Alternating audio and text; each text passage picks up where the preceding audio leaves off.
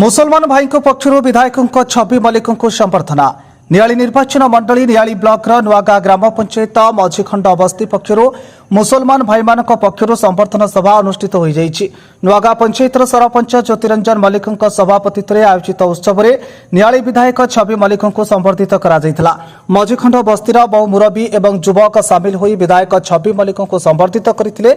ए अवसर में विधायक श्री मल्लिक कहिथिले मु जितिला परे मु लोकंको संबर्धना करिबा परिवर्ते किंतु मते लोके संबर्धना करिथिबारु मु आज कृतज्ञता जणाउछि।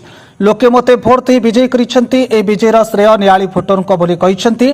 आगामी दिन में नियालीर विकास हेब एवं मते कार्य करिबार सुजोग देथिबारु मु नियाली जनसाधारणक निकटरे ऋणी बोली कहिथिले विधायक छवि मल्लिक। ए संबर्धना उत्सव में अन्यमानक मध्य राज्य बीजेपी मुखपात्र राजेंद्र प्रसाद पंडा, ओबीसी मोर्चा उपसभापति सुकांत विश्वाल, युव नेता शशिकांत लिंका, बस्तीर मुरबी शेख मयूद्दीन प्रमुख जोग देथिले एवं नियाली निर्वाचन मंडली को विकसित करने प्रतिश्रुतिबद्ध बोली कहिसेंती अन्य अतिथि। एसहित नुआगा ग्राम पंचायतर विकास उपर गुरुत्व आरोप करथिले उपस्थित अतिथि माने। नुआगा ग्राम पंचायत मझीखंड अंचल शेख अलूत, शेख नूरा, शेख याकूब, शेख मुस्ताक प्रमुख समेत शह शह जनसाधारण जोग देथिले। नियाली आकाशवाणी की रिपोर्ट, तुलसी क्षेत्र न्यूज। शेख अल्ताफ आज आमर नुआगा पंचायत तरफ नियाली बस्ती तरफ श्रीयुक्त जनप्रिय विधायक छवि मल्लिक को संबर्धना सभा दि जाउथला। आज आम नुआगा स्थित मंडप ठारे आयोजन सभा करा जाइथिला।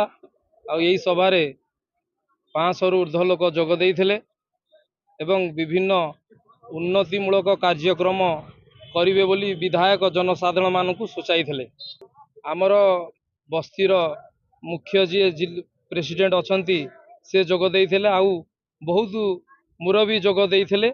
आउ से माने विधायक ठारू अनेक जन जन जनहितकर कार्य पई दाबी रखिथिले। विधायक मध्य से सबुकु राजी होई कार्य करिवे बोली उपदेश देइथिले। नियालीटा हूँ गोटे भाईचारार सहर।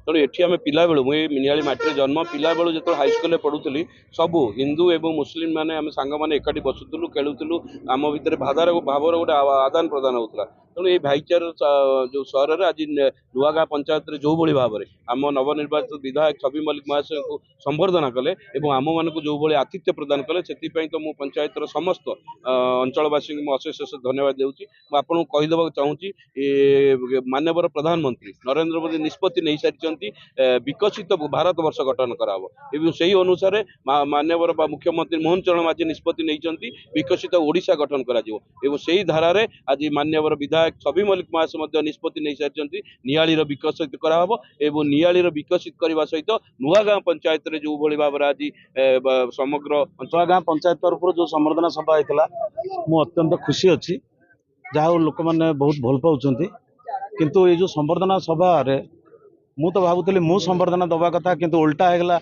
मत जनसाधारण संबर्धना दौरान कहीं नियाली को परिवर्तन करने एमाने समस्त बहुत परिश्रम कर निज हाथ पैसा खर्च कर मो लड़ी तेणु से गोटे बहुत खुशी है कि मत बहुत दिन आगु कही संबर्धना को आसवाई समय अभाव मुझे आसी पहुँचली। ये संबर्धना सभा हवा संगे संगे आम नियाली निर्वाचन मंडली किभली भाव उन्नति हम एवं नुआगा पंचायत केमिति उन्नति हम नियाली हाट हो नियाली हेडक्वार्टर जो अच्छी जमी तार उन्नतिकरण हम किभली भाव हम से विषय में आलोचना है। मु भी कही गोटे पंचायतर दलमत निर्विशेष गोटे कमिटी तैयारी करंतु से कमिटी माध्यम सरकार जो योजना रही प्रकृत हिताधिकारी पाइबा कथा से हिताधिकारी माने बिना उत्कोचरे पातु आउ जो अच्छी योजना से प्रत्येक लोक जो मैंने पाइबा कथा तांकरी पाखे पहुँचू यही विषय आमर भी आलोचना होती समस्त भी आज मु अनुभव